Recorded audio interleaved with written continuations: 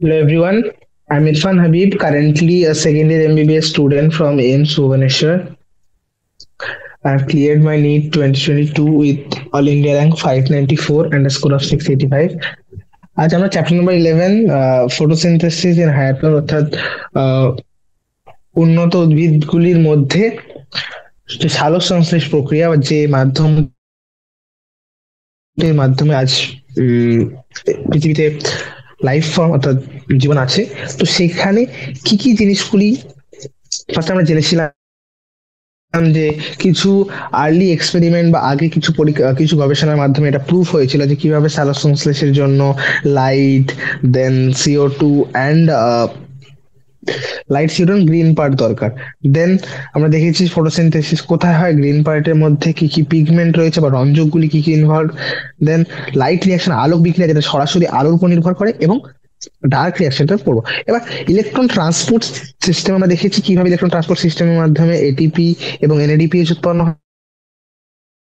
হয়, সেগুলি আবার কোথায় ইউজ হয়, সেগুলি ইউজ হয় ডার্ক রিয়াকশনে। এবার ডার্ক রিয়াকশনে দুটো রিয়াকশন পড়েছিলাম, সেগুলি ছিল C3 এবং C4। তো C3 ইজ কেলভিন সাইকেল, যেটা সমস্ত উদ্ভিদে হয়, ওয়েদার ইট ইজ C3 উদ্ভিদ অর C4 উদ্ভিদ। অর্থাৎ কিছু কিছু উদ্ভিদ রয়েছে যাদের সালোক সংশ্লেষের প্রথম উৎপন্ন পদার্থ হচ্ছে C3, 3 কার্বন যুক্ত একটা অ্যাসিড, আর কারো রয়েছে 4 কার্বন যুক্ত অ্যাসিড। তো যাদের ক্ষেত্রে 4 কার্বন যুক্ত অ্যাসিড তাদেরকে আমরা বলেছিলাম C4 pathway. C4 pathway mainly দেখা যায় শুষ্ক ক্রান্তীয় অঞ্চলের কিছু উদ্ভিদের মধ্যে, এবং এদের মধ্যে কিছু স্পেশাল জিনিস রয়েছে যেগুলো হচ্ছে ক্রাঞ্চ অ্যানাটমি, বা একটা গঠনগত দিক থেকে এদের মধ্যে ক্রাঞ্চ অ্যানাটমি দেখা যায়, যেখানে একটি মেসোফিল সেলের আছে আশেপাশে যে ভাস্কুলার বান্ডেল গুলো রয়েছে, সংবহন কলাগুলিকে ঘিরে কিছু বান্ডেল শীট সেল থাকে। এই বান্ডেল শীট সেল গুলির কি বৈশিষ্ট্য, যে বান্ডেল শীট সেল গুলির ওয়ালগুলি বা এদের যে প্রাচীরগুলো খুবই পুরু হয়। তাছাড়াও এদের কোষীয় স্থানটা খুবই সরু, অর্থাৎ ইন্টারসেলুলার স্পেস খুবই কম, তাই তো? এবং তার মানে এখানে কোনো রকম গ্যাসটা প্রডিউস হবে সেটা বাইরে বেরোতে পারবে না, তাই তো? যা হচ্ছে ভিতরের মধ্যে থেকে যাবে। তো why it is necessary, because আমরা জানি যে এরা হচ্ছে ড্রাই ট্রপিক্যাল রিজিয়নে রয়েছে যেখানে খুবই হাই টেম্পারেচার। তো যদি এদের মধ্যে কোষ প্রাচীরটা পুরু না হয়, তাহলে যে জল থাকবে সেই জলগুলো তো বাইরে এভাপোরেট হয়ে বেরিয়ে যেতে পারে, তাই তো? তো সেইটার জন্যই, সেই ব্যাপার বাঁচানোর জন্যই এটা করা হয়েছে।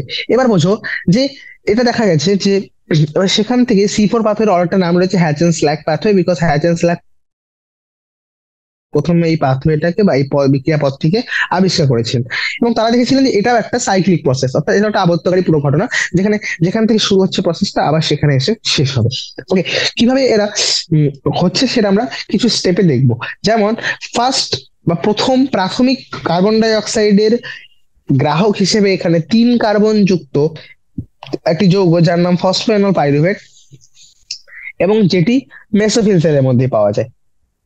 ওকে, এবং কোন এনজাইম এই আবদ্ধকরণের জন্য দায়ী, সেটা হচ্ছে পেপ কার্বক্সিলেস বা পেপ কেস।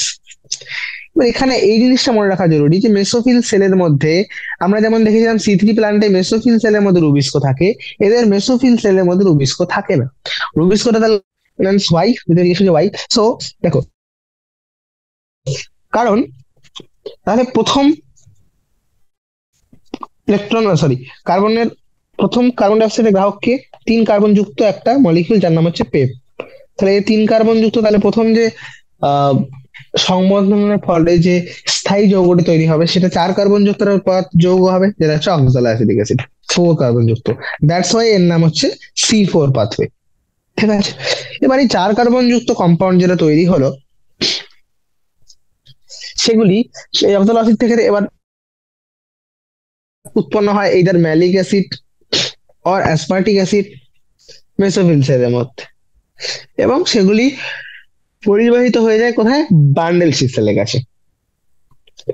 ঠিক আছে, সেখানে বান্ডেল শীট সেল গিয়ে এই C4 সেলগুলি বা এই 4 কার্বন যুক্ত যে যৌগটা তৈরি হয়েছিল সেটা ভেঙে যায় কার্বন ডাই অক্সাইড এবং 3 কার্বন যুক্ত মলিকিউল।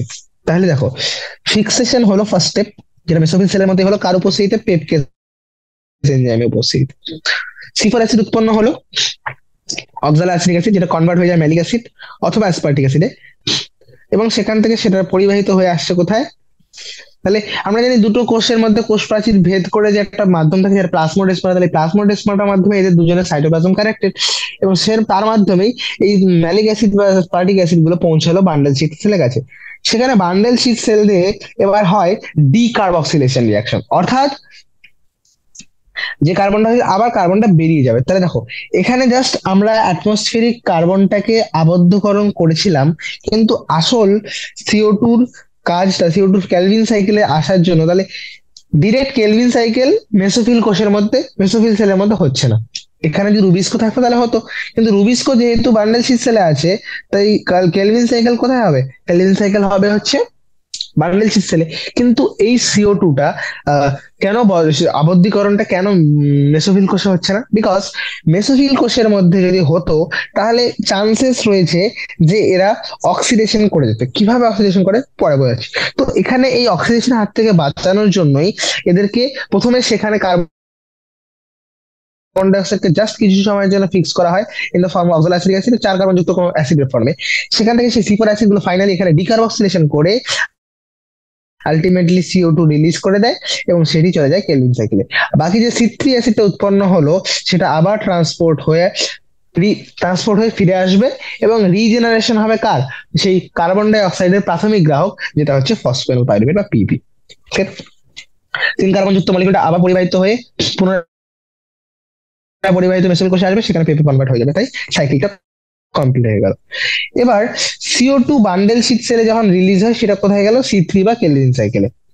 তাহলে এখানে বুঝতে পারছি বান্ডেল শীট সেল হচ্ছে বান্ডেল শীট সেলের মধ্যে রুবিস্কো এনজাইম রয়েছে কিন্তু পেপকেজ নেই। অন্যদিকে মেসোফিল সেলের মধ্যে পেপকেজ রয়েছে কিন্তু রুবিস্কো নেই। আর কেলভিন সাইকেল আমরা দেখলাম যে সি3 হোক বা সি4 হোক সবারই মধ্যে রয়েছে, এবার ডিপেন্ড করছে সি3 এর মধ্যে এটা মেসোফিল কোষে হয়, সি4 এর মধ্যে এটা বান্ডেল শীট সেলে হয়। ঠিক আছে? চলো, এবার আমি বললাম এই ফটো রেসপিরেশনের হাত থেকে বাঁচার জন্যই সি3 পাত্র, সি4 পাত্রতে এত বেশি মডিফিকেশন দেখা যায়, তাই তো? যে মেসোফিল কোষের মধ্যে না হয় বান্ডেল শীট সেলে হচ্ছে। তো কেন? চলো বোঝা যাক, বা বোঝার চেষ্টা করি যে সি3 আর সি4 প্লান্টের মধ্যে একটা ডিফারেন্স আছে, ফটো রেসপিরেশন। ফটো রেসপিরেশন কি? তোমরা কেলভিন সাইকেল ফার্স্ট স্টেপ জানো যে একটা প্রাথমিক গ্রাহক রয়েছে 5 কার্বন যুক্ত রাইবিউলোজ বিসফসফেট, যেটা কার্বন ডাইঅক্সাইড গ্রহণ করে উৎপন্ন করে 2 অণু ফসফোগ্লিসারিক অ্যাসিড। এনজাইমের নাম হচ্ছে rubisco, ribulose bisphosphate carboxylase oxygenase, right?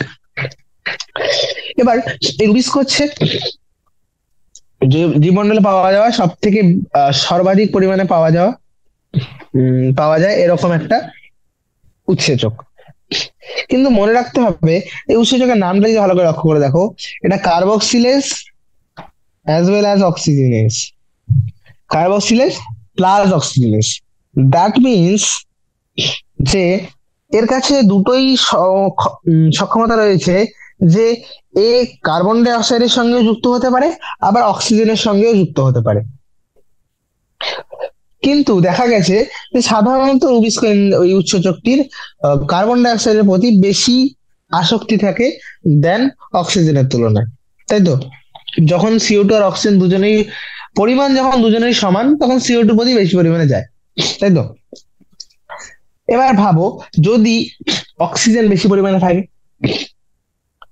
কারণ এই প্রক্রিয়াটা পুরো প্রতিযোগিতামূলক না, যদি অক্সিজেনের কনসেন্ট্রেশন বেশি থাকে তাহলে সেক্ষেত্রে অক্সিজেনের হিসেবে কাজ করবে এনজাইমটা, রাইট? তো সি3 উদ্ভিদদের ক্ষেত্রে কিছু অক্সিজেন রুবিস্কোর সঙ্গে বাইন্ড করে যায়, তাই কার্বন ডাই অক্সাইডের সংমতিকরণ ঘটনাটা কমে যায়। বা যদি কিছু পরিমাণ আরইউবিপি অক্সিজেনের সঙ্গে বাইন্ড করে যায় তাহলে অ্যাভেলেবেল আরইউবিপি কমে যাবে। তাহলে ইন দ্যাট কেস যে সমস্ত আরইউবিপি গুলো সিও2 এর সঙ্গে বাইন্ড করছিল তার সংখ্যা কমে যাবে। তাহলে ওভারঅল এই কার্বন ডাই অক্সাইডের সংমতিকরণ কমে যাবে। দ্যাট মিনস যে এক্ষেত্রে ফটোসিনথেসিসের সংখ্যাটা কমে যাচ্ছে, তাই তো? মানে এই ফটো রেসপিরেশন হয় কি? ফটো রেসপিরেশনে আরইউবিপি অক্সিজেনের সঙ্গে বাইন্ড করে দুটো পিজিএ, যেমন সিও2 সঙ্গে বাইন্ড করে কি করেছিল? 2 অণু ফসফোগ্লিসারিক অ্যাসিড, আর এখানে যেহেতু 5 কার্বন রয়েছে, তাহলে একটা ফসফোগ্লিসারিক অ্যাসিড আর তার সঙ্গে একটা হচ্ছে phosphoglycolate, that is a 2 carbon molecule. তাহলে এই স্টেপে 2 কার্বন যুক্ত একটা মলিকিউল তৈরি হয় বলে অনেক সময় ফটো রেসপিরেশনকে আমরা C2 পাথওয়ে বলে থাকি। এবার এই ফটো রেসপিরেশন পাথওয়েতে এই যে ফসফোগ্লিসারিক অ্যাসিড ফসফোগ্লাইকোলেট তৈরি হলো, এই পাথওয়েতে কোনো রকম সুগার প্রডিউস হয় না, শর্করা উৎপাদিত হয় না, না কোনো রকম এটিপি উৎপন্ন হয়, বরঞ্চ এখানে CO2 গুলি রিলিজ হয়ে যায়, তাই তো? তাহলে এখান থেকে এটা বোঝা যাচ্ছে যে এই স্টেপে অক্সিজেন ইউটিলাইজ হচ্ছে, কার্বন ডাই অক্সাইড রিলিজ হচ্ছে। তো ইজন্ট ইটস, এটা দেখা যাচ্ছে না রেসপিরেশনের মতোই, শ্বসন প্রক্রিয়ার মতোই। যেহেতু আলোর উপস্থিতিতে হয় তাই একে ফটো রেসপিরেশন বলে দিলাম। ক্লিয়ার? তাহলে ফটো রেসপিরেশন পাথওয়ে কোনো লাভ রয়েছে কি? অক্সিজেন ইউজ করে, কার্বন ডাই অক্সাইড রিলিজ করে, কোন রকম এটিপি, কোন রকম শর্করা উৎপন্ন হয় না। তাই এখন অব্দি বায়োলজিক্যাল ফাংশন যে ফটো রেসপিরেশন কি জন্য দায়ী, ফটো রেসপিরেশন কেন জরুরি, এটা এখনো অব্দি বোঝা যায়নি। ঠিক আছে? তো ক্লিয়ারলি ভাবে আমরা এখনো বলতে পারিনি যে কেন ফটো রেসপিরেশন প্রক্রিয়া হয়ে থাকে। এবার C4 প্লান্টরা, যেহেতু এরা খুবই আহ এদের মধ্যে একটা স্পেশাল টাইপের অ্যানাটমি রয়েছে, ক্রাঞ্চ অ্যানাটমি, এর মাধ্যমে এরা এই ফটো রেসপিরেশন বা আলোক শোষণের হাত থেকে বাঁচতে পারে। কিভাবে? সেটা এদের কাছে একটা মেকানিজম রয়েছে, তুমি যদি লক্ষ্য করে দেখো যে বেশ যে বান্ডেল শীট সেলটা রয়েছে, বান্ডেল শীট সেলে শুধুমাত্র কার্বন ডাই অক্সাইড রিলিজ হচ্ছে, তাই তো? কার্বন ডাই অক্সাইড রিলিজ হচ্ছে ডিকার্বক্সিলেশনের মাধ্যমে। তার মানে এই প্রক্রিয়ার মাধ্যমে এরা যেখানে রুবিস্কো এনজাইম রয়েছে সেই সাইটটাতে CO2 কনসেন্ট্রেশনকে বাড়িয়ে দেয়, তাই তো? হ্যাঁ, যার কারণে রুবিস্কো শুধুমাত্র কার্বক্সিলেজ হিসেবে কাজ করে এবং অক্সিজেনেজ হিসেবে এর কার্যক্ষমতা হ্রাস পেয়ে যায়। এই জন্য C4 C4 উদ্ভিদগুলির মধ্যে আলোক শোষণ দেখা যায় না বা খুবই কম দেখা যায়। দ্যাটস ওয়াই এদের প্রোডাক্টিভিটি খুবই হাই। বুঝতে পারছি? উৎপাদনশীলতা ক্ষমতা খুবই বেশি, এবং তার সঙ্গে সঙ্গে যেহেতু এবং এর সঙ্গে এরা কি রয়েছে, অনেক উচ্চ তাপমাত্রাও সহ্য করতে পারে। এবার এখানে তোমরা একটা ছক দেখছো, এই ছকের মধ্যে সবকিছু এখনো পর্যন্ত যা পড়লাম অনেকগুলো স্টেপ, ডার্ক রিঅ্যাকশন এবং লাইট রিঅ্যাকশনের, সেগুলি C3 এবং C4 প্ল্যান্টের মধ্যে কিভাবে আলাদা সেগুলি একটু ডিটেলে ব্যাখ্যা ব্যাখ্যা করে চেষ্টা করি। যেমন দেখো, বলছে সেল টাইপ, কোন টাইপের কোষের মধ্যে, কোন ধরনের কোষের মধ্যে ক্যালিন চক্র হয়? C3 প্ল্যান্টের মধ্যে হয় মেসোফিলে, আর এখানে হয় বান্ডেল শীট সেলে, বান্ডেল শীট সেল। সেল কোন ধরনের কোষের মধ্যে ইনিশিয়াল কার্বক্সিলেশন, প্রাথমিক কার্বন সংবন্ধীকরণ হয়? এটা হয় মেসোফিল কোষে, এখানেও মেসোফিল কোষেই। কত রকমের কোষ রয়েছে যেগুলি কার্বনের স্থিতিকরণে সাহায্য করে? এখানে দুই, সরি এখানে এক শুধুমাত্র মেসোফিল, এখানে দুই, সেটা হচ্ছে বান্ডেল শীট আর মেসোফিল, রাইট? প্রাথমিক কার্বন গ্রাহককে, এখানে হচ্ছে RUBP 5 কার্বন যুক্ত, এখানে হচ্ছে 3 কার্বন যুক্ত phosphoenol pyruvate. Number of carbon prime অ্যাকসেপ্টরে 5 কার্বন 3 কার্বন। প্রথম যে স্থায়ী কার্বন স্থিতিকরণের যে কার্বনের স্থিতিকরণের ফলে কার্বন ডাই অক্সাইড স্থিতিকরণে প্রাথমিক যে উৎপাদিত যৌগ হয় তার কার্বন সংখ্যা কত? তার কার্বন সংখ্যা হচ্ছে এখানে 3, এখানে 4, দ্যাটস ওয়াই C3C4। নাম এখানে হচ্ছে PGA ফসফোগ্লিসারিক, এখানে হচ্ছে অক্সালো অ্যাসিটিক অ্যাসিড। এদের কি রুবিস্কো রয়েছে? হ্যাঁ, এদেরও রয়েছে। পেপ কেস এদের নেই, শুধুমাত্র C4 এ পেপ কেস রয়েছে। পেপ কেস কোথায় রয়েছে? মেসোফিল কোষের মধ্যে। রুবিস্কো কোন কোষের মধ্যে রয়েছে? রুবিস্কো রয়েছে এখানে মেসোফিল কোষের মধ্যে, এখানে বান্ডেল শীট সেলের মধ্যে। যেখানে C3 পাথ হয়েছে সেখানে রুবিস্কো রয়েছে, রাইট? কার্বন ডাই অক্সাইড স্থিতিকরণ উচ্চ তাপমাত্রায় হতে পারে, এখানে খুবই কম পরিমাণে হয়, এখানে হাই। ফটো রেসপিরেশন কি হয়? না, এখানে নেগলিজিবল, সরি এখানে তো হয়ে থাকে। বলেছে low light intensity, low light ইন্টেন্সিটিতে সামটাইমস ফটো রেসপিরেশন হয়, কিন্তু এখানে নেগলিজিবল। আর হাই লাইট ইন্টেন্সিটিতে এখানে হাই, খুবই উচ্চ তাপমাত্রায় ফটো খুব বেশি পরিমাণে হবে, কিন্তু এখানে নেগলিজিবল, কারণ এদের এটা স্পেশাল টাইপের অ্যানাটমি রয়েছে। Photo respiration high carbon dioxide কন্ডিশনে হবে না, দুজনেরই হবে না। লো কন্ডিশন হতে পারে, হ্যাঁ এখানে সামটাইমস, বাট এখানে নেগলিজেবল। টেম্পারেচার, কোন টেম্পারেচার কাজ করে? এরা সাধারণত সাধারণ যেটা টেম্পারেচার 20 থেকে 25, যেখানে উচ্চতা সর্বাধিক পরিমাণে কাজ করে। আর এরা হচ্ছে একটু হাই টেম্পারেচারে কাজ করতে পারে, তাই 30 থেকে 40 ডিগ্রি সেলসিয়াস। এক্সাম্পল বলো, এক্সাম্পল যেগুলো কমন আমরা দেখতে পাচ্ছি সচরাচর যেগুলো এখানে ড্রাই হচ্ছে মেজ, সরগম, এখানে লিখে দাও না রাইস টাইস যা আছে, যে সমস্ত ম্যাঙ্গো, তাই তো। বেশিরভাগ প্রাণী, বেশিরভাগ উদ্ভিদই C3, কিছু শুধুমাত্র ক্রান্তীয় অঞ্চলে পাওয়া উদ্ভিদ গুলোই C4 টাইপের হয়, ঠিক আছে। চলো। সালোক সংশ্লেষকে নিয়ন্ত্রণকারী কিছু প্রভাবক, যে সমস্ত প্রভাবকের মাধ্যমে সালোক সংশ্লেষ নিয়ন্ত্রিত হয়, যেমন সালোক সংশ্লেষকে প্রভাবিত করে এরকম কিছু প্রভাবকগুলির নাম আমি যদি বলি, সেগুলি হচ্ছে দেখো। এবার কেন এটা জরুরি যে কে কে সমস্ত প্রভাবকগুলি সালোক সংশ্লেষকে প্রভাবিত করে? আসলে আমাদের শস্যে উদ্ভিদের আহ এদের কত পরিমাণে ফলন কিভাবে হচ্ছে, তাই তো। যে সমস্ত শস্য উদ্ভিদ রয়েছে, ক্রপ প্ল্যান্টস গুলি, তাদের ফলন কি হারে হচ্ছে সেটা নির্ধারণ করার জন্য আমাদের ফটোসিনথেসিস বা সালোক সংশ্লেষের হার জানা জরুরি। এবার সালোক সংশ্লেষ হচ্ছে বিভিন্ন রকম প্রভাবক, এবং সেগুলি উভয় অন্তঃস্থ এবং বহিঃস্থ প্রভাবকের মাধ্যমে প্রভাবিত হয়। যেমন উদ্ভিদ প্রভাবকগুলি, উদ্ভিজ প্রভাবগুলি কি কি? সেগুলি হচ্ছে পাতার সংখ্যা, পাতার সংখ্যা, পাতার আকার, পাতার বয়স, পাতার বিন্যাস বা ওরিয়েন্টেশন কিভাবে রয়েছে, তার সঙ্গে মেসোফিল কোষসমূহ এবং ক্লোরোপ্লাস্ট, এবং কোষের ভিতরে অন্তঃস্থ কার্বন ডাই অক্সাইডের ঘনত্ব এবং ক্লোরোফিলের পরিমাণের উপর নির্ভর করে। এগুলো হচ্ছে ইন্টারনাল ফ্যাক্টরস বা প্ল্যান্ট ফ্যাক্টরস। এবার এই যে প্ল্যান্ট বা ইন্টারনাল ফ্যাক্টরস গুলো রয়েছে, এগুলি সাধারণত উদ্ভিদ কোষের যে জিন রয়েছে সেই জিনের বৈশিষ্ট্য এবং উদ্ভিদ কিভাবে বৃদ্ধি পেয়েছে তার উপর নির্ভর করে। কিন্তু বহিঃস্থ প্রভাবকগুলি, সেগুলি কি কি আসে? সেগুলি হচ্ছে সূর্যালোকের উপস্থিতি, তাপমাত্রা বা উষ্ণতা, কার্বন ডাই অক্সাইডের ঘনত্ব এবং জল। এবার যখন একটি উদ্ভিদ সালোক সংশ্লেষ করে, সেই প্রভাবগুলি কিভাবে প্রভাবকগুলি এর হারকে প্রভাবিত করে? আমরা জানি যে একের বেশি, আমরা জানি একই সঙ্গে একের বেশি প্রভাবক পারস্পরিক ক্রিয়া করে, তাই তো।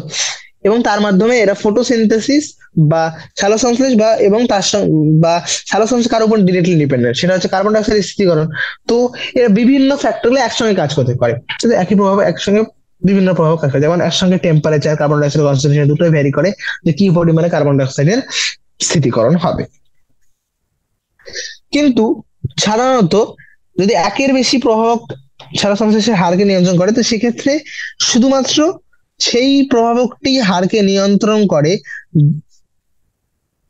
ওয়ান ফ্যাক্টর, শুধুমাত্র একটি ফ্যাক্টর বা একটি প্রভাবকই এর হারকে নিয়ন্ত্রণ করে। এবং কোনটি করে সেটা ল অফ লিমিটিং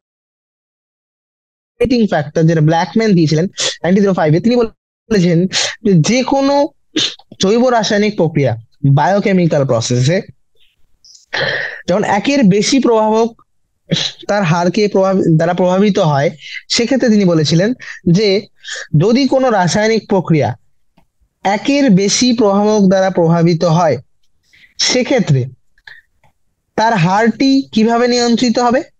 তার হারটি সেই প্রভাবক দ্বারা নির্ধারিত হবে যার পরিমাণ ন্যূনতম মানের কাছাকাছি থাকবে, মিনিমাম ভ্যালু কাছাকাছি থাকবে। এবং এটি হলো সেই প্রভাবক যে প্রক্রিয়াটি সরাসরি ভাবে প্রভাবিত করে। তাহলে মনে করো আমার কাছে টেম্পারেচার রয়েছে, তার সঙ্গে কার্বন ডাই অক্সাইড রয়েছে। এবার দেখলাম কার্বন ডাই অক্সাইডের পরিমাণ একদম মিনিমাম, এদিকে লাইট কম আছে কিন্তু অতটাও কম নয়। তাহলে সেক্ষেত্রে রেট লিমিটিং ফ্যাক্টর কি হবে? হার নির্ধারক প্রভাবক কোনটি হবে? Carbon die oxide concentration. এটাই, ঠিক আছে।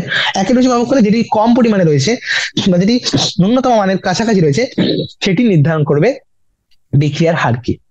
ওকে, যেমন যদিও আলো, তাই তো, এবং সবুজ উম পার্ট, সবুজ পাতা এবং কার্বন ডাই অক্সাইডের উপস্থিতিতে সালোক সংশ্লেষ, মনে করো আমার কাছে সবুজ পাতা রয়েছে, আমার কাছে উপযুক্ত পরিমাণে আলো রয়েছে, কার্বন ডাই অক্সাইড রয়েছে, কিন্তু তবুও হচ্ছে না, যে যখন তাপমাত্রা খুবই কম, তাই তো। তাহলে যেহেতু তাপমাত্রা খুবই কম, তাপমাত্রা একদম মিনিমাল ভ্যালুর কাছে, ন্যূনতম মানের কাছে পৌঁছে গেছে, তাই সেটা রেড লিমিটিং স্টেপ হয়ে গেছে, ওই জন্য সেখানে সালোক সংশ্লেষ হচ্ছে না। আবার তুমি টেম্পারেচারকে উপযুক্ত পরিমাণে দিয়ে দাও, আবার দেখবে সালোক সংশ্লেষ হতে শুরু করে দিয়েছে। ঠিক আছে, এটাই। তাহলে প্রভাবকগুলি, বহিঃ প্রভাবগুলি কি বললাম, যে সূর্যালোকের উপস্থিতি, উষ্ণতা, টেম্পারেচার, রাইট, জল এবং কার্বন ডাই অক্সাইডের ঘনত্ব। তো সে এক এক করে আমরা দেখি যে এরা কিভাবে ডিরেক্টলি এফেক্ট করছে। এবার যখন আমি আলোর কথা বলছি, তখন কিছু জিনিস জানা জরুরি, সেগুলি হচ্ছে আলোর গুণমান, লাইটের কোয়ালিটি, আলোর গুণমান, আলোর আহ তীব্রতা, এবং তার সঙ্গে আলোক যে এক্সপোজারটা রয়েছে, স্থিতিকালের, এদের মধ্যে তুলনা করা জরুরি। কারণ নাহলে আমরা অনেক সময় কনফিউজ হয়ে যাই, যখন আমরা লাইট বলি তখন এই জিনিসগুলোর মধ্যে আহ, পার্থক্য জানা জরুরি, যে আলোর গুণমান আলাদা জিনিস, আলোর আহ কি বলে তীব্রতা এবং আলোর স্থিতিকাল সবগুলি ভ্যারি করে, রাইট। সো যখন আমরা এটাকে একটা মানে সালোক সংশ্লেষের প্রভাব হিসেবে ব্যাখ্যা করি, তখন এই জিনিসগুলো জানা জরুরি।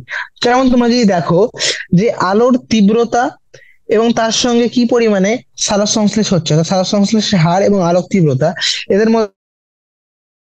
মধ্যে যে রিলেশনটা রয়েছে, সেটা সেটা সরল রৈখিক ভাবেই পাওয়া যায়। কখন? যখন লো লাইট ইন্টেন্সিটি থাকে। মনে করো যখন আলো আহ তীব্রতা কম, কম আলোক তীব্রতা আর কার্বন ডাই অক্সাইডের কনসেন্ট্রেশনটা, sorry, carbon die oxide fixation বা কার্বন ডাই অক্সাইড স্থিতিকরণ, এবং যেটা ডিরেক্টলি প্রপোর্শনাল টু সালোক সংশ্লেষের হার, সেটা একটা সরল রৈখিক অনুপাত, সরল রৈখিক একটা সম্পর্ক পাওয়া যায়। এবার উচ্চ আলোক তীব্রতায় এই ধীরে ধীরে হারটা কমতে শুরু করে, এবং আর একটা সময় যায় তখন আর এর থেকে বেশি আর হার বৃদ্ধি পায় না, যতই তুমি লাইট ইন্টেন্সিটি ইনক্রিজ করো। কেন? কারণ সেই সময় এ তো ম্যাক্সিমাম পরিমাণে পৌঁছে যাচ্ছে, অন্য কোনো না কোনো প্রভাবক তার ন্যূনতম মানের কাছে কাছাকাছি থাকে বলে সেটি তখন হার নির্ধারককারী প্রভাবক হয়ে যায়। ঠিক আছে, এখানে একটা জিনিস জরুরি জানা, যে লাইট সাধারণত আমরা যদি দেখি যে কোনো উদ্ভিদের, যদি কোনো উদ্ভিদের খুব বেশি পরিমাণে আলো জরুরি নয়, 10% আলোই, যে পুরো সূর্যালোক রয়েছে, ফুল সানলাইটে 10% ইজ এনাফ আলো মানে আলো সম্পৃক্তি ঘটানোর জন্য। ঠিক আছে, এবার কিছু কিছু উদ্ভিদ রয়েছে যেগুলি মনে করো একদম ছায়ার মধ্যে রয়েছে, বা খুব ডেন্স ফরেস্টে, একদম গভীর অরণ্যের মধ্যে রয়েছে, যারা হয়তো খুব রেয়ারলি, তাদের ক্ষেত্রে লাইট একটা আলোক সীমাস্ত প্রভাবক হিসেবে কাজ করে। ঠিক আছে, কারণ তাদের কাছে সবসময় কনস্ট্যান্ট লাইটই থাকছে, তো ডাজন্ট ম্যাটার। ওকে, এবার একটা সময় রয়েছে, একটা লাইট ইন্টেন্সিটি রয়েছে, যার বেশি পরিমাণে যদি আমি আলোক তীব্রতা বাড়াই, তাহলে সেক্ষেত্রে ক্লোরোফিলের ভাঙন হবে। এবং ক্লোরোফিলের ভাঙন, কারণ আমরা জানি রঞ্জকগুলি যদি খুব পরিমাণে বেশি পরিমাণে আলোক তীব্রতা দিই, রঞ্জকগুলি চান্স রয়েছে যে এরা ফটো অক্সিডেশন হয়ে যেতে পারে, কিন্তু আলোক জারিত হয়ে এরা ধ্বংস হয়ে যেতে পারে। তাহলে যদি রঞ্জকই না থাকে, তাহলে সেক্ষেত্রে ফটোসিনথেসিসের বা সালোক সংশ্লেষের হারটা হ্রাস পায়। তাহলে একটা রেট রয়েছে, যা যাই অবধি তুমি আলোক তীব্রতা বাড়াও, বাড়বে। তারপরে খুব বেশি উচ্চ হলে, তখন সেখানে আর যেহেতু হার নির্ধারক হিসেবে আলোক তীব্রতা থাকে না, তাই সেখানে কনস্ট্যান্ট হয়ে যায়। তারপরে খুব বেশি হাই গিয়ে এখানে কমে যাবে, বিকজ অফ ক্লোরোফিল ব্রেকডাউন। জানা জরুরি। ওকে, নেক্সট হচ্ছে কার্বন ডাই অক্সাইডের ঘনত্ব। কার্বন ডাই অক্সাইডের ঘনত্ব হচ্ছে ওয়ান অফ দা এটাই বলতে পারো মুখ্য সীমাস্থ প্রভাবক, লাইক মেজর লিমিটিং ফ্যাক্টর। যদি জিজ্ঞেস করে যে মুখ্য সীমাস্থ প্রভাবক কোনটি, তাহলে সেটা হচ্ছে কার্বন ডাই অক্সাইডের ঘনত্ব। কারণ আমরা জানি ব্ল্যাকম্যানের রেড লিমিটিং থিওরি বলে এটাই, যে যেটির, যে প্রভাবকটির পরিমাণ ন্যূনতম মানের কাছাকাছি থাকে। এবার আমরা জানি কার্বন ডাই অক্সাইড বায়ুমণ্ডলে খুবই কম, তাই তো, 0.03 থেকে 0.04%, এত শতাংশ থাকে, খুবই কম, তাই তো। তাই যদি এর কনসেন্ট্রেশন 0.05% অব্দিও যায়, ঠিক আছে, সেখানে কার্বন ডাই অক্সাইডের ফিক্সেশন রেটগুলি বা কার্বন ডাই অক্সাইড স্থিরীকরণের হার বৃদ্ধি পায়। এবার এর থেকে বেশি পরিমাণ অর্থাৎ 0.05% থেকে বেশি হলে সেক্ষেত্রে অনেক সময় ধরে এই ঘটনাটা ঘটলে থাকলে, এইরকম কনসেন্ট্রেশন থাকলে অনেক ক্ষতিকারক প্রভাব দেখা যায়। এবার C3 এবং C4 প্লান্ট দুজনে আলাদা আলাদা ভাবে কার্বন ডাই অক্সাইড কনসেন্ট্রেশনের উপর বা কার্বন ডাই অক্সাইডের ঘনত্বের উপর সাড়া দেয়। কিভাবে? নিম্ন আলোক তীব্রতায় বা কম আলোতে C3 বা C4 উদ্ভিদের কোনো গোষ্ঠী CO2 কনসেন্ট্রেশনে রেসপন্স সাড়া দেয় না। কেন? কারণ সেক্ষেত্রে আমরা জানি নিম্ন তাপ সরি কম আলো রয়েছে, তাহলে আলো সেক্ষেত্রে হার নির্ধারক। এবার হাই লাইট ইন্টেন্সিটিতে, যখন লাইট ইন্টেন্সিটি আর কোন রকমই হার নির্ধারণ করে প্রভাবক নয়, সেক্ষেত্রে C3 এবং C4 প্লান্ট দুজনের ক্ষেত্রেই ফটোসিনথেসিস বা সালোক সংশ্লেষের হারটা বৃদ্ধি পায় বা কার্বন ডাই অক্সাইড ফিক্সেশন বা স্থিতিকরণ হার বৃদ্ধি পায়। এবার কি এখানে জানা জরুরি যে কার্বন ডাই অক্সাইডের C4 প্লান্টগুলি কার্বন ডাই অক্সাইডের সম্পৃক্তি দেখা যায় 360 মাইক্রোলিটার পার লিটার এই ঘনত্বে, আর অন্যদিকে C3 কত 450। তাহলে এখানে দেখা যাচ্ছে C4 অনেক কম ঘনত্বেই সম্পৃক্তি আয়ন করছে। তাহলে অনেক CO2, কারণ আমরা জানি এদের ক্ষেত্রে একটা স্পেশাল অ্যানাটমি রয়েছে, ক্রাঞ্চ অ্যানাটমি, যার মাধ্যমে এরা বান্ডেল শীট সেলের মধ্যে CO2 কনসেন্ট্রেশনকে অলরেডি বাড়িয়ে রাখে, তাই তো, দুবার কার্বক্সিলেশন করার মাধ্যমে। তো তাই কারণে কম কার্বন ডাই অক্সাইডের ঘনত্বেই এদের সম্পৃক্তি হয়ে যাচ্ছে, কার্বন ডাই অক্সাইডের সম্পৃক্তি। ঠিক আছে, ক্লিয়ার? এবার এই ঘটনাটি দেখো, যে ঘটনা হলো যে C3 উদ্ভিদেরা উচ্চ কার্বন ডাই অক্সাইড ঘনত্বে সাড়া দেয়, তাই সালোক সংশ্লেষে হার বৃদ্ধি পায়, তাই তো। দেখেছি যে হ্যাঁ, C3 উদ্ভিদগুলি যখন আমি CO2 কনসেন্ট্রেশন বা কার্বন ডাই অক্সাইডের ঘনত্ব খুব হাই করব, তখন 450, অনেক বেশি, তাই তো। তাহলে উচ্চ কার্বন ডাই অক্সাইডের ঘনত্বে এদের সালোক সংশ্লেষ বৃদ্ধি পায় বা এদের প্রোডাক্টিভিটি ইনক্রিজ করে, ফলন বৃদ্ধি পায়। এই জন্যই আমরা কিছু কিছু গ্রিন হাউস ক্রপ, এদেরকে গ্রিন হাউস শস্য বলে, যেমন টমেটো, ক্যাপসিকাম, এগুলোকে আমরা কি করেছি, এদেরকে এমন একটা টেম্পারেচার বা এমন একটা বায়ুমণ্ডল পরিবেশে রেখেছি যেখানে কার্বন ডাই অক্সাইড কনসেন্ট্রেশন খুব হাই, গ্রিন হাউস বলা হয় সেগুলিকে, ঠিক আছে। সেগুলির মধ্যে এদেরকে যখন চাষ করা হয় তখন দেখা গেছে এদের উৎপাদনশীলতা অনেক বৃদ্ধি পেয়েছে, কারণ কার্বন ডাই অক্সাইড কনসেন্ট্রেশন বাড়িয়ে দিয়েছি, তাহলে সেক্ষেত্রে প্রোডাক্টিভিটি অনেকটাই হয়ে গেছে। নেক্সট যে প্রভাবক রয়েছে সেটা রয়েছে উষ্ণতা বা টেম্পারেচার। আমরা জানি ডার্ক রিয়াকশন যেগুলি রয়েছে, অর্থাৎ ডার্ক রিয়াকশন বলতে অন্ধকার দশা, যেটা ডিরেক্টলি আলোর উপর নির্ভর নয়, সেখানে আমরা জানি বিভিন্ন রকম উৎসেচকগুলি ব্যবহৃত হয় এবং উৎসেচকগুলি সেই পুরো প্রক্রিয়াটাকে নির্ধারণ করে। এবার যদিও আলোক দশার বিক্রিয়াগুলি উষ্ণতার প্রতি সংবেদনশীল,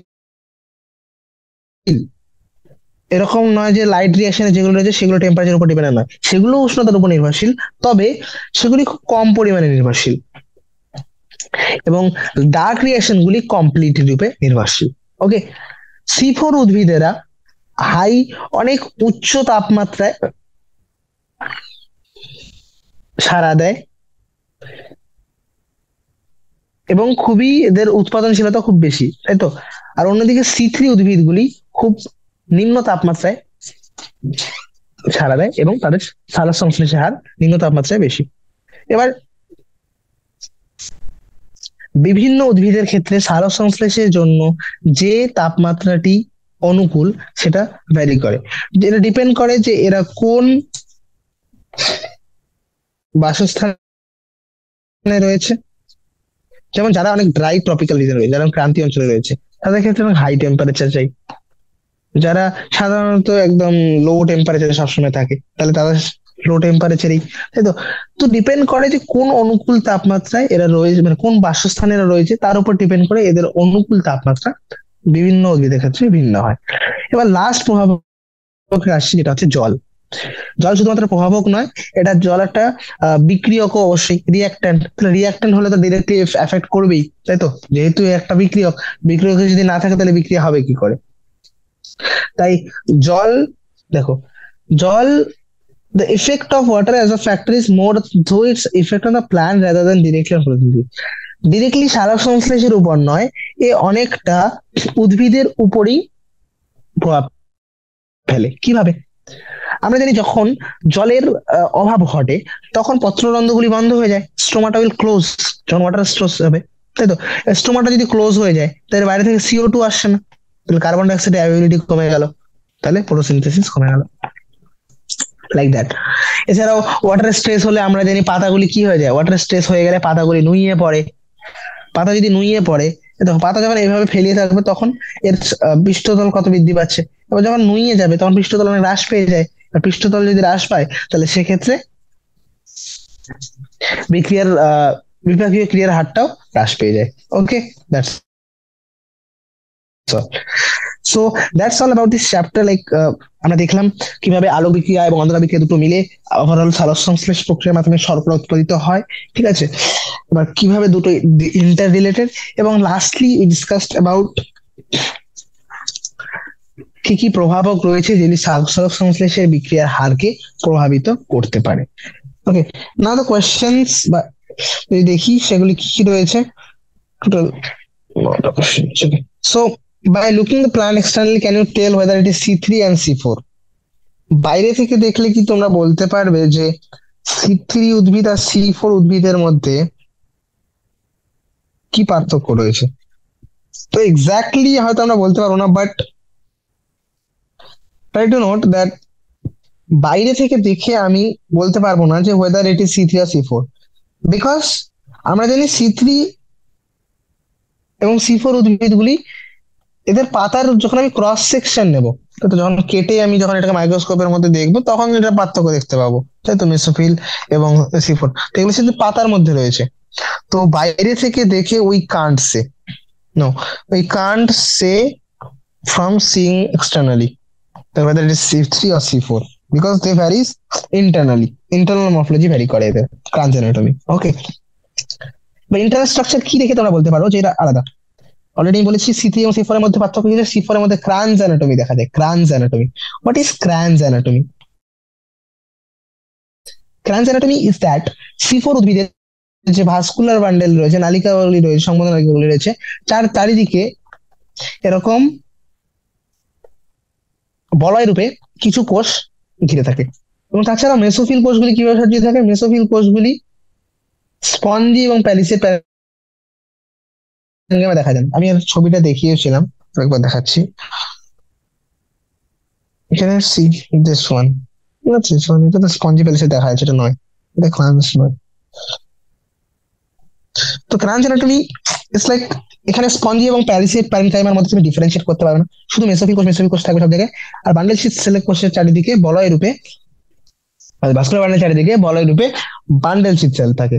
বান্ডেল শীট সেলগুলির কি কি বৈশিষ্ট্য রয়েছে? বান্ডেল শীট বৈশিষ্ট্য বললাম, সেল ওয়াল খুবই ঠিক হয়, ইন্টারসেলুলার স্পেস নেই এদের, তাই তো? আন্তঃকোষীয় স্থানই নেই, ঠিক আছে? তাছাড়াও ক্লোরোপ্লাস্টের সংখ্যা খুব পরিমাণে হাই। অন্যদিকে যদি C3 উদ্ভিদে দেখো, C3 উদ্ভিদের যে বান্ডেল শীট সেলগুলি রয়েছে সেগুলির মধ্যে কোনো রকম ক্লোরোপ্লাস্টই নেই। এবং মেসোফিল সেলগুলি যদি সেক্ষেত্রে ক্ষেত্রে দেখি, তাদের ক্ষেত্রে মেসোফিল দু টাইপের হয়, স্পঞ্জি অ্যান্ড প্যালিসেড প্যারেনকাইমা। তাই ইন্টারনাল স্ট্রাকচার দেখলে আমরা বলতে পারি whether it is C3 or it is C4, কিন্তু এক্সটার্নালি দেখে বলতে পারবো না।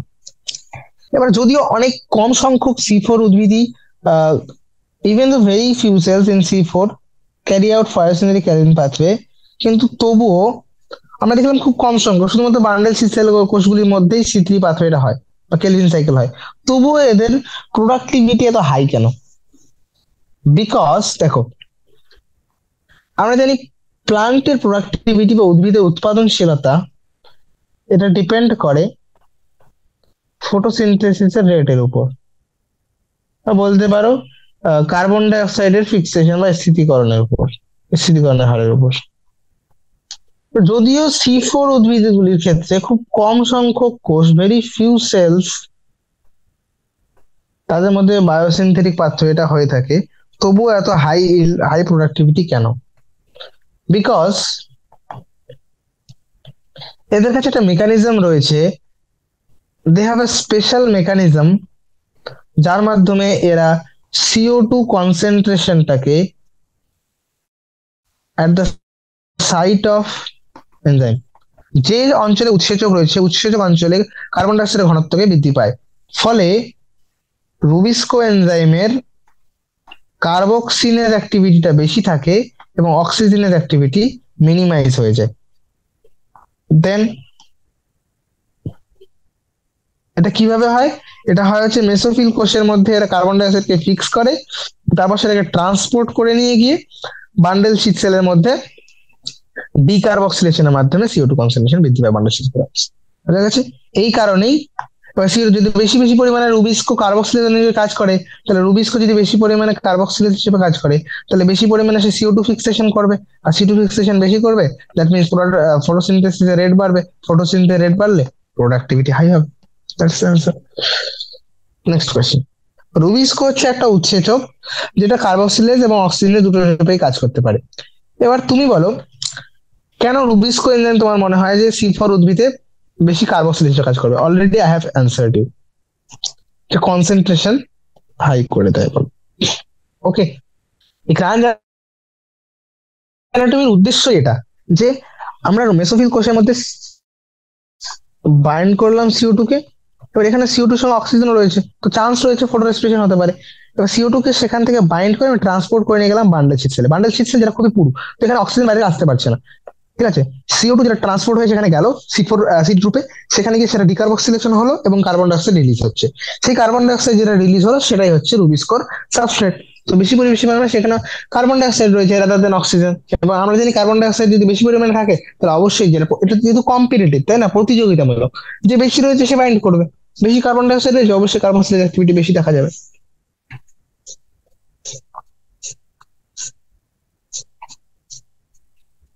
তাই তো? তোমরা পুরো স্টেপটা ব্যাখ্যা করতে পারো, যেখানে প্রথমে 3 কার্বন যুক্ত পেপের সঙ্গে কার্বন ডাইঅক্সাইড বাইন্ড করলো অক্সালোঅ্যাসিটিক অ্যাসিড, এবং তার সঙ্গে সেটা ম্যালিক অ্যাসিড এবং অ্যাসপার্টিক অ্যাসিডে কনভার্ট হয়ে ট্রান্সপোর্ট হয়ে যায় বান্ডেল শীট সেলে। বান্ডেল শীট সেলে গিয়ে সেখানে ডিকার্বক্সিলেশন হয়, কার্বন ডাইঅক্সাইড রিলিজ হয়, এবং সেই কার্বন ডাইঅক্সাইড যেটা রিলিজ হচ্ছে সেই কার্বন ডাইঅক্সাইড তখন রুবিস্কোর সঙ্গে RUBPর সঙ্গে বাইন্ড করে রুবিস্কোর একটা মাধ্যমে সেটা C3 পাথরে ঢুকে যায়। এভাবে ব্যাখ্যা করতে পারি, right? That is answer. Okay, এবার suppose there were plant that had high concentration chlorophyll. মনে করো আমার উদ্ভিদ রয়েছে ক্লোরোফিল বি কনসেন্ট্রেশন বেশি কিন্তু ক্লোরোফিল এ নেই, তাদের ক্ষেত্রে কি ফটোসিনথেসিস হবে? যদি হয়, না এটা একটা কোশ্চেন। নেক্সট কোশ্চেন হচ্ছে প্লান্টদের কাছে ক্লোরোফিল বি এবং অন্যান্য অতিরিক্ত উৎসেচকগুলি, অতিরিক্ত রঞ্জকগুলি কেন থাকে? বোঝো, ক্লোরোফিল এর অ্যাবসেন্সে বা ক্লোরোফিল এর অনুপস্থিতিতে ফটোসিনথেসিস কখনোই হবে না। ওয়াই আমি এটা বললাম যে হবে না? It is no. Why? Because chlorophyll a is the reaction centre. বিক্রিয়া কেন্দ্রই হচ্ছে ক্লোরোফিল এ, এবং এই রিয়াকশন সেন্টারই দায়ী সোলার এনার্জিকে বা সূর্যালোক শক্তিকে রাসায়নিক শক্তিতে কনভার্ট করতে। তাই যদি ক্লোরোফিল এই না থাকে, তাহলে বিক্রিয়া কেন্দ্রই যদি না থাকে, তাহলে এই পুরো ঘটনাটাই হবে না। এবং ক্লোরোফিল বি এবং অতিরিক্ত উৎসেচকগুলি কেন থাকে? এদের থাকার কারণ হচ্ছে যে ক্লোরোফিল বি, ক্যারোটিনয়েড, জ্যান্থোফিল, এই অতিরিক্ত উৎসেচকগুলি এরা সানলাইটকে অ্যাবজর্ব করে, absorb sunlight and they transport to chlorophyll a, যার ফলে কি হয়, একটা রেঞ্জ বেড়ে যায়, ওয়াইড রেঞ্জ অফ ওয়েভলেংথ, তাই তো? তরঙ্গ দৈর্ঘ্যের অনেকটা রেঞ্জ বেড়ে যায়, একটা অনেক দীর্ঘ, তাই তো? যে রেঞ্জটা রয়েছে সেই রেঞ্জটা বেড়ে যায় এক। তার সঙ্গে সঙ্গে ফটো অক্সিডেশনের হাত থেকেও বাঁচায় ক্লোরোফিল এ কে। সব লাইট যদি ক্লোরোফিল একাই শোষণ করে তাহলে খুব চাপ হয়ে যাবে না? তো সবগুলো কি করছে, ক্লোরোফিল এ বি, ক্লোরোফিল বাকি যেগুলো রয়েছে সবাই শোষণ করে সেই গুলিকে পাস করছে কাকে? ক্লোরোফিলে। ক্লোরোফিলে যেটা হচ্ছে বিক্রিয়া কেন্দ্র, এখান থেকে আলটিমেটলি ইলেকট্রন গুলি রিলিজ হবে। তো যদি ক্লোরোফিল এই না থাকে, রিয়াকশন সেন্টারই নেই, বাকিটা থেকে কি লাভ? যে পাঠাচ্ছে সেই নেই। ওকে, নেক্সট। পাতার, যদি একটা পাতাকে আমরা বারবার অন্ধকারে রাখি, তাহলে সেটা ধীরে ধীরে হলুদ বা হালকা সবুজ হয়ে যায়। কেন? বিকজ আমরা জানি যখন লাইট থাকবে না, আলোর অনুপস্থিতিতে ক্লোরোফিল এনার্জি অ্যাবজর্ব করতে পারে না। আবার যদি এনার্জি অ্যাবজর্ব করতে পারে না বা ফেল হয়ে যায়, তার কারণেই এর স্টেবিলিটি হারিয়ে ফেলে, স্থায়িত্ব হারিয়ে ফেলে। It loses stability and becomes yellowish. Which pigment do you think is more stable? তো এখান থেকে বলা যাচ্ছে যেহেতু হলুদ কালার আসছে, তাহলে ক্যারোটিনয়েড তুলনামূলক ভাবে, যে ক্যারোটিনয়েডের কারণে হলুদ কালার আসছে, রাইট, তাহলে ক্যারোটিনয়েড হচ্ছে মোর স্টেবল। এটুকু তো প্রুফ হয়ে গেল। বলছে look at the leaves of same plant on the, একই উদ্ভিদের পাতাকে আলোকিত স্থানে আর অপর একটি পাতাকে তুমি যদি ছায়ার মধ্যে রেখে দাও, এবার তুলনা করে দেখো, বা তুমি এরকম করতে পারো টবে লাগানো একটা উদ্ভিদকে সূর্যালোকে রেখে আর একটা ছায়া ঘেরা স্থানের মধ্যে উদ্ভিদের মধ্যে তুলনা করো, বলো কার পাতা বেশি সবুজ বর্ণের হবে। অবভিয়াসলি আমরা জানি যেটা হাই সানলাইটে রয়েছে, যে উদ্ভিদটা বা যে পাতাগুলি সানলাইটে যেটা রয়েছে, এবার যেগুলি যে লিপগুলি ছায়াতে রয়েছে, শেডের মধ্যে রয়েছে, তাদের ক্ষেত্রে লেস সানলাইট আসবে, কম পরিমাণে সূর্যালোক আসছে ফটোসিনথেসিস করার জন্য, তাই তো। এবার বেশি পরিমাণ ক্লোরোফিল রয়েছে ফটোসিনথেসিস এফিসিয়েন্ট করার জন্য।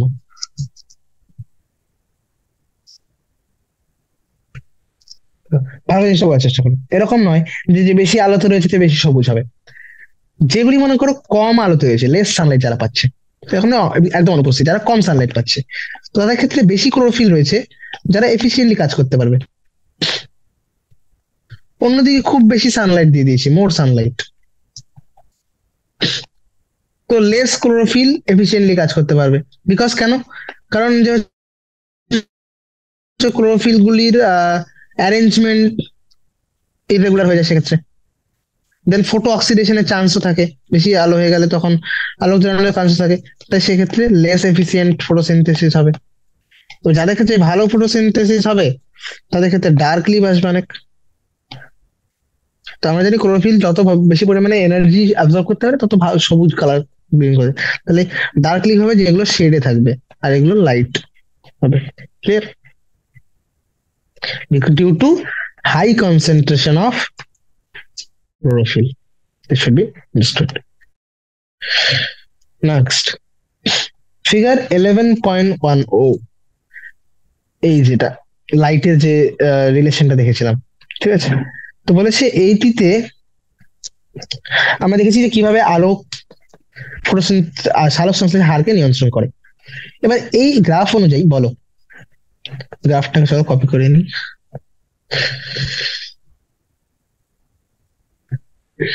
সি, দেখো কোশ্চেন হচ্ছে, first question, at which point, কোন পয়েন্টে, অর্থাৎ এবিসি কোন পয়েন্টে লাইট লিমিটিং ফ্যাক্টর হিসেবে কাজ করছে, আলো কোথায় একটা সীমাস্থ প্রভাব হিসেবে কাজ করছে সেটা জানি যে এখন ন্যূনতম মানের কাছাকাছি রয়েছে, তাহলে লো ইন্টেন্সিটিতে, তাহলে অ্যান্সার হবে এ। তাহলে বলো এই রিজিয়নের লিমিটিং ফ্যাক্টর কোনটি? এই রিজিয়নের লিমিটিং ফ্যাক্টর বলেছে যে কোন পয়েন্টে লাইট বা আলো সীমাস্থ প্রভাব, এতে এর পুরোটাতেই সীমাস্থ প্রভাব, এর বি এর কিন্তু কমপ্লিট পার্টে নয়, বি এর 50% অংশে এই হচ্ছে, যেহেতু আলোক তীব্রতা বৃদ্ধির সঙ্গে সঙ্গে সালোক সংশ্লেষের হার বৃদ্ধি পাচ্ছে, অর্থাৎ এই অংশেও এর সীমাস্থ প্রভাব হিসেবে কাজ করছে। ঠিক আছে, এবার বলেছি কোয়েশ্চেনটা এই রিজনে আর কি কি সীমাস্থ প্রভাব হতে পারে। এখানে হতে পারে CO2, লাইট, H2, এর সবাই হতে পারে সীমাস্থ প্রভাব। এবার সি পয়েন্টটা দেখো, এখানে সি কার্ভটা কি বোঝাচ্ছে, আর ডি কার্ভটা আমি নিতে ভুলে গেছি, ডি কার্ভ কোনো নয়, ডি পয়েন্টটা বলছি সি আর ডি কি ডিফাইন করে। তো দেখো সি বোঝায় যে একটা স্টেজ রয়েছে, একটা পয়েন্ট রয়েছে, যার থেকে তুমি যতই বেশি পরিমাণ আলো বৃদ্ধি করো, আলো কোন রকম আর লিমিটিং ফ্যাক্টর থাকবে না, সীমাস্থ প্রভাবক থাকে না, তখন অন্য কোনো ফ্যাক্টর লিমিটিং ফ্যাক্টর হয়ে যায়। এবং ডি হচ্ছে সেই লাইট ইন্টেন্সিটি যার থেকে তুমি যতই পরিমাণ যার থেকে যতই বেশি তুমি লাইট ইন্টেন্সিটি বৃদ্ধি করো, আলো সংশ্লেষের হার বৃদ্ধি পাবে না। ঠিক আছে, এটা হচ্ছে লিমিটিং পয়েন্ট। এবার লাস্ট কোয়েশ্চেন, দ্যাট ইজ কিছু ডিফারেন্স রয়েছে, লেটস টক অ্যাবাউট देम। প্রথম রয়েছে সি3 এবং সি4 পাথওয়ের মধ্যে পার্থক্য ডিসকাস করো। তো সি3 এবং সি4 পাথওয়ে, দেখো, সি3 পাথওয়ে এন্ড সি4 পাথওয়ে, বোঝা সরি। সি3, প্রথমে লিখছি প্রাইমারি এক্সেপ্টর। ওকে, প্রাইমারি এক্সেপ্টর প্রাথমিক গ্রাহক। কার্বন ডাইঅক্সাইড প্রাথমিক গ্রাহক এখানে হচ্ছে 5 কার্বন যুক্ত, এখানে 3 কার্বন যুক্ত। এখানে এটার নাম হচ্ছে রাইবিউলোজ বিসফসফেট, এখানে এটার নাম হচ্ছে ফসফেনল পাইরুভেট। কোন এনজাইম ফার্স্ট স্টেপটা করে, first enzyme that first CO2 fixation করে, সেটা হচ্ছে রুবিস্কো। এখানে ফার্স্টটা করছে পেপকেজ। ফার্স্ট স্টেবল প্রোডাক্ট, প্রথম স্থায়ী যৌগ কি হচ্ছে কার্বন স্থিতিকরণের, সেটা হচ্ছে এখানে হচ্ছে ফসফোগ্লিসারেট, আর এখানে হচ্ছে অক্সালো অ্যাসিটেট। এটা 4 কার্বন যুক্ত, এটা 3 কার্বন যুক্ত, দ্যাটস ওয়াই এটা সি3 পাথওয়ে, এটা সি4 পাথওয়ে। কোথায় হয় সাইট, এটা হয় মেসোফিল কোষে, প্রথম CO2 ফিক্সেশনটা। Site of first CO2 fixation, এটা হয় বান্ডেল শিট সেলে। এখানে যে কার্বন ফিক্সেশন স্টেপটা রয়েছে, কার্বন ফিক্সেশন রেট, এটা অনেক স্লোয়ার সি3 পাথে, আর সি4 সেটা ফাস্টার, বিকজ আমরা জানি CO2 কনসেন্ট্রেশন অনেক হাই বান্ডেল শিট কোষে, তো রুবিস্কো বেশি। এবার কেলভিন সাইকেল দুটোতেই হয়, হ্যাঁ কেলভিন সাইকেল দুটোতেই হয়। এবং হাই টেম্পারেচারে এটা হতে পারে, সরি এটা হতে পারে না, কারণ এখানে ফটো রেসপিরেশন হয়ে যায়, আর এখানে এটা হতে পারে। These are some of the difference between C3 and C4. Next, cyclic and non-cyclic. এমন সি থ্রি এবং সি4 প্লান্টের মধ্যে সবার মধ্যে সি3 বাচ্চা হয়, কিন্তু সি4 শুধুমাত্র সি4 প্লান্টেই হয়। এটা হলো ডিফারেন্স। কারণ আমরা জানি সি4 উদ্ভিদের মধ্যেও তো ক্যালভিন সাইকেল রয়েছে, তবে সি3 পাথওয়ে সেখানেও হচ্ছে, এক্সট্রা সেখানে সি4 পাথওয়েটা হলো। Next difference is cyclic, between cyclic and non-cyclic. Cyclic phosphorylation অর্থাৎ হচ্ছে যেখানে এটিপি উৎপন্ন হচ্ছে। সাইক্লিক আর নন সাইক্লিক, আবর্তকারী এবং অনাবর্তকারী। কি ডিফারেন্স, প্রথমে বোঝো কোন photo system involve. Photo system কোন ফটো সিস্টেমের মধ্যে হয়, এটা শুধুমাত্র PS1 ইনভলভ যখন থাকবে, PS1 শুরু হবে, PS1 শেষ। এখানে PS2 থেকে শুরু হয়, যায় ইলেকট্রন ট্রান্সপোর্ট চেইনের মধ্যে PS1, তো এটা হচ্ছে PS1 and PS2 both involved. Product কি আসছে, এখানে শুধুমাত্র এটিপি, এখানে এটিপি তার সঙ্গে এনএডিপি হচ্ছে। কি কি ঘটনা ঘটে থাকে, ইভেন্টস, সাইক্লিকে ফটোলিসিস হবে না, কারণ PS2 তো নেই, ফটোলিসিস অফ ওয়াটার হয় না, তাহলে অক্সিজেন রিলিজ হবে না। এখানে ফটোলিসিস হচ্ছে, তাহলে অক্সিজেন রিলিজ, অক্সিজেন নির্গমন হবে। এবার ইলেকট্রন ক্লোজ সার্কেলের মধ্যে চলে, এটা এরকম সার্কেলের মধ্যে যেখান থেকে আসে সেখানে আবার ফিরে আসে, এখানে ক্লোজ সার্কেলে যায় না, এটা জেড প্যাটার্নকে ফলো করে, ঠিক আছে। তিন চারটা পয়েন্ট, 5টা পয়েন্ট এনাফ, ঠিক আছে ডিফারেন্সের জন্য। Last question is anatomy of সি3 এবং সি4 প্ল্যান্টের পার্থক্য বলো। অলরেডি অনেক খাবার ডিসকাস করেছি, তো I think you can answer. সি3 anatomy of C3 plants versus C4 plants. Leaves. Okay, what are the difference? C4 এ ক্রায়ান্স অ্যানাটমি দেখা যায়, ক্রায়ান্স অ্যানাটমি, এখানে কোনো ক্রায়ান্স অ্যানাটমি দেখা যায় না। ক্লোরোপ্লাস্ট গুলি ডাইমরফিক নয়। এখানে ক্লোরোপ্লাস্ট গুলি ডাইমরফিক। ক্লোরোপ্লাস্ট হচ্ছে ডাইমরফিক।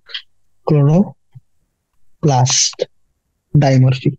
এবং বান্ডেল শীট সেলে এদের সাইজ ডাইমর মানে দু টাইপের, মেসোফিল সেলে আলাদা রকম আর বান্ডেল শীট সেলে আলাদা রকম। বান্ডেল শীট সেল গুলো লার্জার হয় সাধারণত। তারপর এখানে মেসোফিল সেলের মধ্যে ইন্টারসেলুলার স্পেস পাওয়া যায়, এখানে ইন্টারসেলুলার স্পেস মেসোফিল কোষের মধ্যে নেই। এছাড়াও সেল ওয়াল ঠিক হয়, এখানে সেল ওয়াল অনেক থিন। ঠিক আছে, সেল ওয়াল থিন, তাহলে সেল ওয়াল থিন। তাছাড়াও bundle sheath cell, bundle sheath সেলের মধ্যে কোনো রকম ক্লোরোপ্লাস্ট পাওয়াই যায় না, এদের মধ্যে ক্লোরোপ্লাস্ট রয়েছে, এদের মধ্যে ফটোসিনথেসিস হবে তাহলে। ঠিক আছে, this are some of the differences. আরো কিছু জিনিস লিখতে পারো, যেদের ক্ষেত্রে একটা জিনিস ব্যাখ্যা করতে ভুলে গেলাম, ডিসকাস, সেটা হচ্ছে wait, হ্যাঁ, যে এদের ক্ষেত্রে যে মেসোফিল কোষগুলি রয়েছে, মেসোফিল কোষগুলি এদের ক্ষেত্রে দু টাইপের হয়, spongy and palisade. Sorry, parent কেমন দিতে পারে, স্পঞ্জি স্পঞ্জি মেসোফিল দিবে, স্পঞ্জি এবং প্যালিসেড। কিন্তু এদের ক্ষেত্রে এরকম হয় না, এদের ক্ষেত্রে সবগুলি মেসোফিল সেম টাইপের, ওয়ান টাইপের। That is clear, not differentiated spongy বা প্যালিসেড। ঠিক আছে, মানে বেশি ডিফারেন্সিয়েটেড হচ্ছে bundle sheath sell type. Is it clear? চলো, so that's all about this chapter. Try to discuss, first try to understand the topics, এবং চেষ্টা করছে কোন কোন পয়েন্ট মানে ফটোসিনথেসিস একটা চ্যাপ্টার যেটা বেশি অনেক বেশি conceptual, right? If you don't understand light reaction, dark reaction relate করতে পারবেন, এটিপি প্রোটিন নির্বেশ করতে গেল কিভাবে, নন সাইক্লিক সাইক্লিক ভ্যারি করছে কিভাবে, ইলেকট্রন, তাই তো। তো সবগুলি interrelated. Try to first understand them, then factors অ্যাফেক্টিংটা একটু বেশিরভাগ শুধু একটা জিনিস মনে রাখার জন্য, যেটা ন্যূনতম মানে কাছাকাছি রয়েছে সেটাই সীমাস্ত প্রভাব হিসেবে কাজ করবে ব্ল্যাকম্যানের থিওরি অনুযায়ী। দেন C3 C4 প্লান্টের অনেক বেশি ফোকাস করা হয়, because C4 plant anatomy related special feature, photo respiration সম্বন্ধে দেখে নেবে একটু। That's all. ঠিক আছে, তো that's all about this chapter. I hope it's understood. Thank you, সবাইকে ধন্যবাদ। যদি কোনো রকম অসুবিধা থাকে, প্রথমে চেষ্টা করবে এই চ্যাপ্টারে মেইন হচ্ছে থিওরি। ঠিক আছে, অনুশীলনীতে খুব বেশি গুরুত্বপূর্ণ কোশ্চেন নেই, যদি থিওরি ভালো করে বোঝা থাকে তাহলে আমরা এক্সারসাইজ অনুশীলনী অ্যান্সার গুলো এমনি করতে পারবো। ঠিক আছে, থ্যাংক ইউ।